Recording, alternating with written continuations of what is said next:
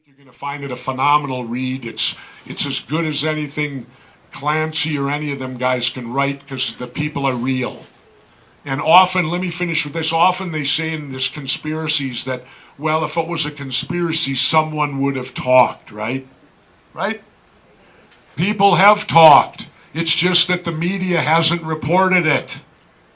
People talk and it's greeted with silence. And I'll give you the best example. Richard M. Nixon, our president, in his infamous Watergate tapes, it's right on the tapes. Nixon states on the tapes that the Warren Commission was the biggest hoax ever perpetrated on the American people. Now, this isn't Jesse Ventura telling you this. This is the tapes of President Richard Nixon. He says it, not me. So it was obviously of his opinion, and he was kind of an insider, I would think, that it was the biggest hoax ever perpetrated on the American people. So people have talked, ladies and gentlemen. It's just that our media hasn't reported on it and hasn't listened over 50 years. Plenty of people have talked and spoken, and they deserve great credit for telling the truth, because I'll just finish with this and then we'll take questions. Isn't it amazing how today they've made the word truth bad? If you're a truther now, you're like a conspiracy theorist, and those are all bad connotations. How can they make the word truth bad?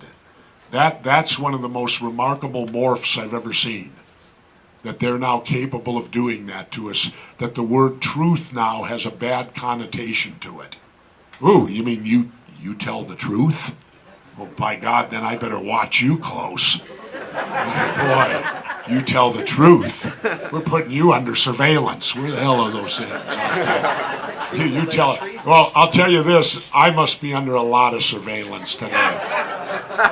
So as I leave the building tonight, I'll wave, wherever they got me under surveillance and all that. Because I'll tell you, I never thought I'd see the day where the word truth could have a bad connotation, where they call you a truther or something, which I'm not. I don't join any groups. I do my own research and come to my own opinion. So we'll open up for some Q&A if anybody's got anything.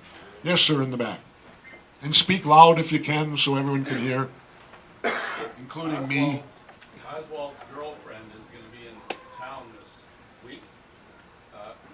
What question would be appropriate to ask of her? Well, first of all, who he's speaking of is Judith Very Baker. She's a woman I met with last fall and spent a great day with her. She was Lee Harvey Oswald, for lack of term, mistress or whatever. He was actually separated from Marina. That's why he would only go home on the weekends to see his kids. And Judith became romantically involved with Lee because they were working on the same project in New Orleans, which was an undercover government project to attempt to assassinate Castro. It's an unbelievable story. They were working with Dr. Alton Oshner, the famous cancer guy that you see whenever the Saints play football. You'll see the Oshner clinics right behind the Saints. That's how important he is down there. Well, they were attempting, and Judith didn't know this. When she learned this, that's when she quit, and it ultimately saved her life probably. But they were not using her to cure cancer. They were using her to help create a cancer that could kill Castro quickly. And that way they could use biological warfare to kill Castro, and the autopsy would say cancer, and no one would be suspect of anything. By the way, didn't Jack Ruby die in prison of a fast-moving cancer? Or is that just me being a speculating conspiracy theorist, I guess? When those two, I guess I should just not even consider that those two things could even be connected, right? There's never isn't that wonderful? Every time someone's assassinated, it's always a lone nut. Doesn't talk to nobody, hadn't spoken to anyone, but always the same scenario. The lone nut did it. Yeah, right. Yes, sir, right there. Speaking of that, what do you think about Gerald Posner's book, Case Closed? I don't think about it much. Those books are there. Posner, it's already been shown that he's CIA. See, those books are written to push the government's, the official story.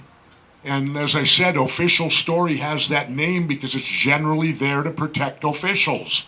That's why they call it the official story. They're entitled to their opinion, but the easy debunk of one of the great Posner things is he said that Oswald and Ferry never knew each other. And then as soon as his book came out, within 30 days, a photograph surfaced of Oswald and Ferry standing side by side at some sort of military thing down in New Orleans, where Ferry was the instructor. So, you're always Vince Bugliosi, who I admire. He's a friend of mine. Vince and I are going to differ. He did a book, Reclaiming History, where I think he did it with his ego, that he felt he could prosecute Lee Harvey Oswald and convict him. And he wrote a book as such, but to me, he jury-picked his info and his witnesses. And like Judith Very Baker, he cast her off as just some housewife. And here was this woman that was intimate with Oswald for months, and watched him die on television when she was back home. Imagine that, the man you've fallen in love with. And the shocking thing, the good thing, to get back to your question, what you asked Judy about the fact that Oswald and Ruby knew each other and knew each other well. She went out to dinner with both of them, and in fact, Ruby gave her $50 one time because she was short of money. And he rolled it off, off his, handed her a 50 and said, "Here, Judy, don't worry about it." So there's a good question. Ask her about the relationship between Lee Harvey Oswald and Jack Ruby. Doesn't that change the whole thing? Now that you know the killer knew the patsy when he killed him? Well, Warren Commission said there was no relationship between the two and that Ruby was doing it to save Jackie from a trial. I'll tell you. There's a hero, huh? He'd go out and commit murder, another murder, to save the wife from a trial. Does that sound logical? Anybody here buy a story like that? I don't. See, when you apply logic and common sense to many of these things they've told us, it doesn't pass the smell test. Look at things from a basic perspective. Does it pass? Does it seem logical? No. Just like in the case of Oswald shooting. When you go in the service, they give you batteries of tests. Talk to any veteran. In boot camp, you get so many tests because they want to channel you where your abilities they feel can best be used. Lee Harvey Oswald was not 0300 infantry. He was sent to be a radar technician. Now, that's an important job, but you don't carry a weapon when you look at a radar screen. So Lee probably didn't carry a weapon almost his whole Marine career. And then you compare that, like we do in the book, to Carlos Hathcock, who's the greatest Marine sniper in history, the former instructor at Quantico. This guy spent his life shooting, that's what his expertise was. He's the chief instructor. He attempted 10 times with the same weapon to duplicate the shots and couldn't do it. Wait till you read Carlos's quotes in there, about that Oswald could and I couldn't. I think, now again, apply common sense to this. Who's the better shot? The head sniper instructor or the radar man? Who misses the first shot? Anybody will tell you the first shot's the best. Jeez, if you hunt anything, do anything, the first shot's the best, not the second and third. This one, the first shot's horribly off. Terrible shot. Then you got the third shot's the most accurate. That's amazing. Yes, sir. I completely agree with you on Oswald being a pawn in it. Do you believe that he was a willing pawn or not? I'm not sure if he was willing. I think he knew he was part of something. There's many who believe he was the FBI informant that stopped the attempt in Chicago, because they had 3 locations: Florida, Chicago, and Dallas, where the attempts were going to be made. And the attempt in Chicago was thwarted by an FBI informant named Lee. So you tell me, because he did have an FBI informant number that they admitted to, that he was an informant for the FBI. And so and Judith Baker can answer a lot of this, where Lee knew something was up, but Lee thought he was smart enough to stop it. And unfortunately he wasn't, because it was more powerful than he imagined it could ever be, I would guess. Or maybe his ego got in the way, and he thought he was smarter and more sophisticated. I don't know. This is 50 years ago, man. You know, I try to stick to basics and the common sense, which tells me, yes, sir, next. I just retired from the Army, where I was a JAG officer representing Guantanamo detainees the last 5 years. So I had to do... You're an interesting guy I'd like to talk to. I had to do a lot of research into the CIA, plus I got acquainted with a number of former CIA people who are somewhat disaffected, want the truth out, and different things. But in any case, this isn't off topic. Would you want to talk a little bit about the loss of the Bill of Rights that we are undergoing now, in large measure because of we're having to cover things up that the CIA and the NSA are doing, and now we have military detention available for U.S. citizens, including military commissions, which never gets talked about in the media. Well, and I will tell you this, and I'll tie that in with what I observed personally and how I feel. This whole thing at the Boston Marathon last spring, I'm not going to... I was in Mexico. I only saw what my writing partner, Dick Russell, showed me on the internet on it. So I'm certainly not an authority. I'm not going to venture a guess, was the bombing a conspiracy or not. That's not where I'm going here. But what I saw and what immediately jumped at me, and I think you'll appreciate what I'm going to say, when I saw what went down, I looked, and the first thing that jumped out at me was, this is a run-through for martial law. What you have here, because the government don't do nothing without practicing.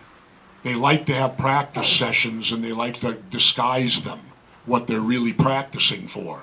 And when I saw how the citizens were ordered inside their homes, and there was military on the streets, the first thing that jumped at me was, they're using this occasion they were waiting for an event like this to happen so that they could do a run-through of if they were going to implement martial law. And the people of Boston were wonderful, because they all went in their home. I'll tell you this right now. If that happens in Minneapolis and we're told that we have to stay in our house, I'm immediately going out in the middle of the street and I'm walking down the street.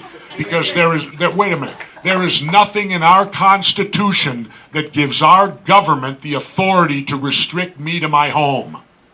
Where? Show me where in the Constitution of the United States that allows them to simply tell me you have to stay in your home by orders of me. Hey, if I go out there and get hurt, that's my fault.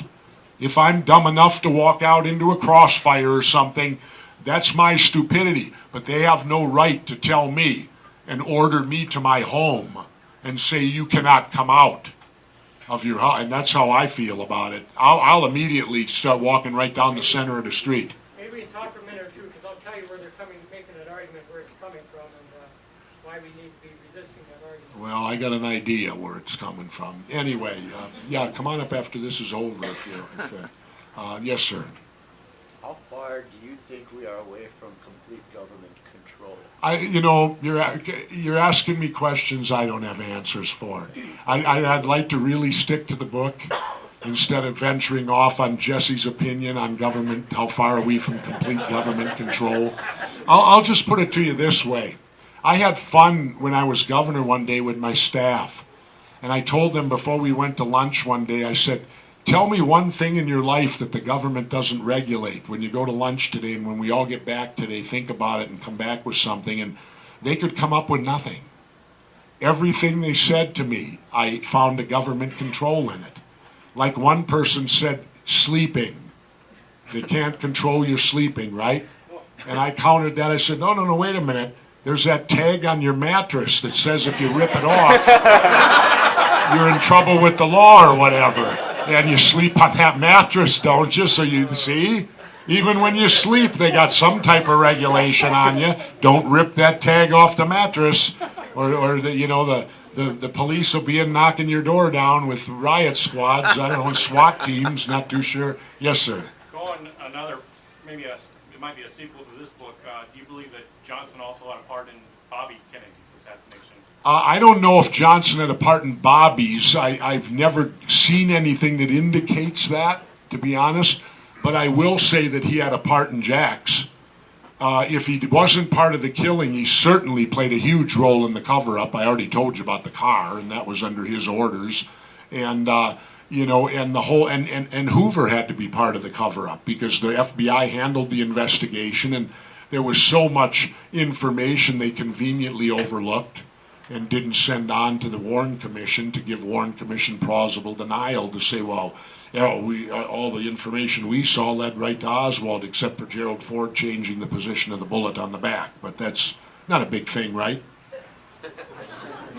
So you move the bullet hole up 3 or 4 inches to fit the scenario you want. How many people call that an investigation when you change evidence to finish to reach the conclusion you've already predetermined? There you go. But yes, way in the back.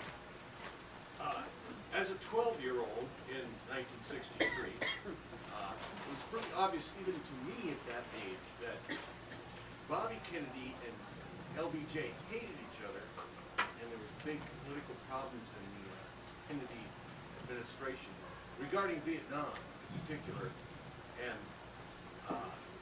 where we were at that time advisors Right. before the LBJ era. Sure. So, is there motivation here? Oh yeah, there's definitely there was a we have a war machine in this country that feels we have to be at perennial war all the time and that this machine needs to be fed constantly. It's a jobs program, truthfully, is what it is. They've located war stuff in every state so that if you cut back on the defense budget, it means people in every state are going to face unemployment problems. And of course, nobody wants to be unemployed. But my point would be this: if we're going to change the direction of this country, we're going to have to feel some pain to do that. But we need to change our direction from being our direction towards war to a direction towards something else. And if we don't do that, I feel it's the death of our country. Because, and there is a ray of hope.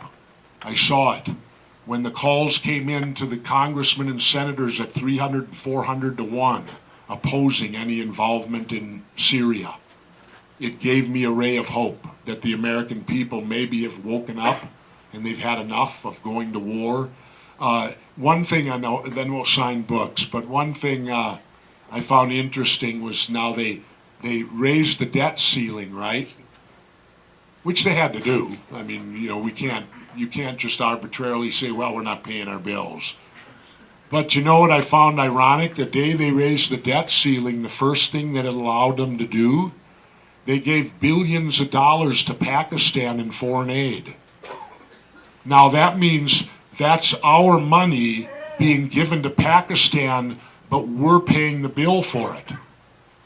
It's going on our debt.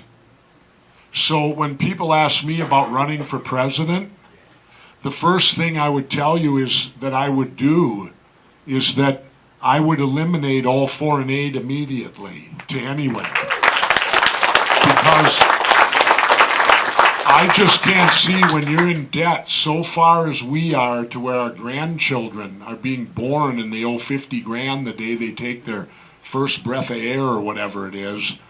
When we've been so haphazard with our budgets, how can we, if you put that in layman's terms, your house is being foreclosed on, you're 3 car payments behind, but Uncle Bob calls and wants to borrow $500. You gonna do it? Well, there you go. How on earth can we give anybody a dime? How? And all it is, it's a system of bribery. They use bribery in our elections because it's all about the money and paying them off and getting them elected, right? Then it carries right over into our foreign policy. This is what the Democrats and Republicans have created, people. When you think that you're voting for change just because you switch parties, don't fool yourself. You're not going to have no change. Then they go beyond that. It's the same bribery in foreign aid. What is foreign aid? It's us giving these countries cash so that they'll support what we want to do. That's called bribery. In the private sector, you go to jail for that. In the public sector, it's alive and well. You know, it's asinine, it's insane. And until we change the course, and believe me, we're going to have to suffer pain. You think they're not, if you elected me, you think they wouldn't punish you? The Democrats and Republicans, you think they would? Yes, they would. Yes, they would. But the point is, we'd have to all stick together to get through it. That kind of didn't happen here when I became governor, if you want to think back a little. I needed you, and you guys forsaked me a little. You know, because strength is in the number of people reacting. Why do you think we're not at war in Syria? Because 300 to 400 people to one took the time to pick up the phone or email and call them and say no. And they got the message. And you know what Syria is really about? You guys want to know what it's really about? Assad's not being cooperative with the oil companies about running a pipeline through. So they need his government overthrown to get a sympathetic government in there who will allow the pipeline to go through. It's got nothing to do with chemical weapons. That's just to get you ticked off so you'll support it. What hypocrisy. Chemical weapons, we've been using them for 60 years. What's napalm? Guess that don't count. I guess if you burn someone to a crisp in a matter of a microsecond, that don't count. That's humane. That's okay. You know, that's the same. You're equal to a hot dog. You know, what the hell? There's nothing wrong with a hot dog if you're at the game. You know, nothing wrong with burning somebody up with a little napalm. You know, that's a chemical weapon, ladies and gentlemen. We use it. How come we can use it and no one else? Well, I wish nobody'd use any of it. But the point is the hypocrisy. You can see what I'm getting at. So 2 more questions, then we'll sign books. Who haven't I gotten? Yes, ma'am. So is that a yes, you're going to run for president? Yeah. No. No,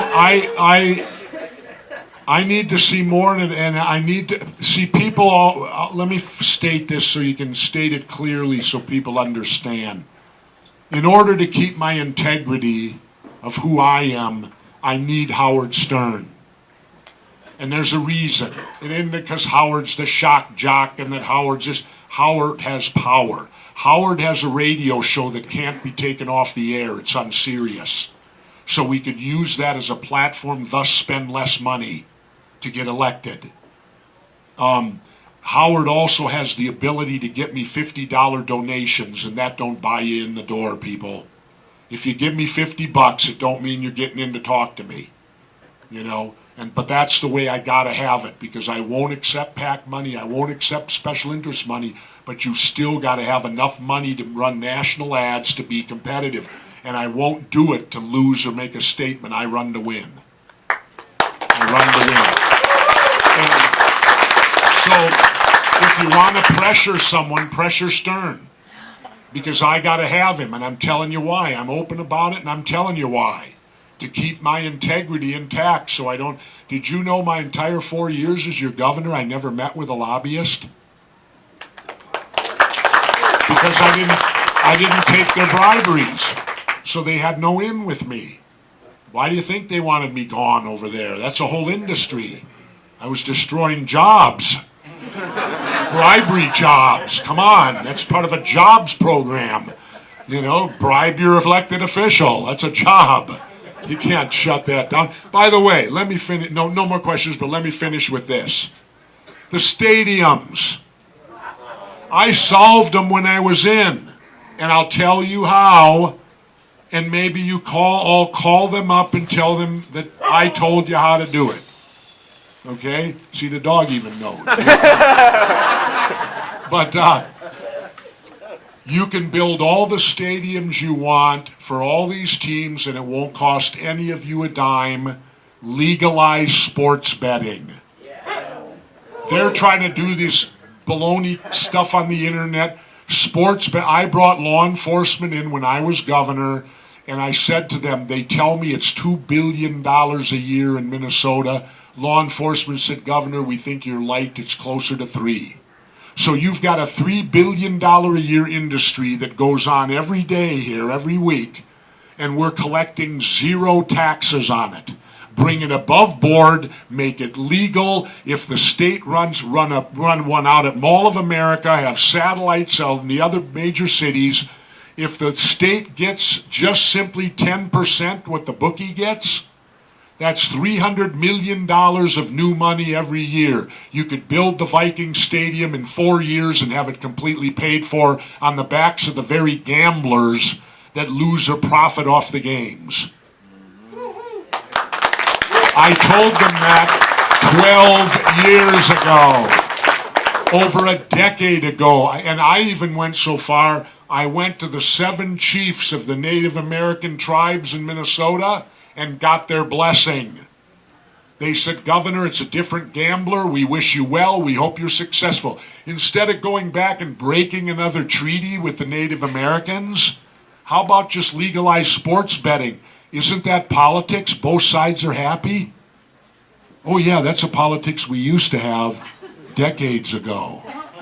Today it's both sides are angry. Nothing happens. Now, we legalize sports betting, the Vikings, well, they won't like it because it's gambling, but screw them. If we're paying for it, they got no business telling us how. You know, that's our business, how to pay for it. Whatever way you want. Legalize sports betting, you got all, and when they wouldn't do that, I couldn't get one legislator to even carry the bill for that. And when they wouldn't do it, I then inquired, I said, well, can we press charges against the Star Tribune and the Pioneer Press? And they said, what are you talking about, Governor? I said, well, they're participating in an illegal activity. Every day in the paper you can read the point spread. That's only for gambling. The game's 0-0, ladies and gentlemen. When the Vikes played a Pack Sunday, 0-0, except if you're a gambler. Then the spread will be in the paper. Well, doesn't that mean the newspaper is participating in an illegal activity, and shouldn't they be charged with a crime? Hell yeah. I think it'd be better to legalize it all and turn it into a business and make money and create jobs with it. Be a lot better. People are doing it. What do you think, it's going to go away because you prohibit something? Oh boy, now it's going to go away. No. Got news for you. Ain't going to happen. Thank you. I'll sign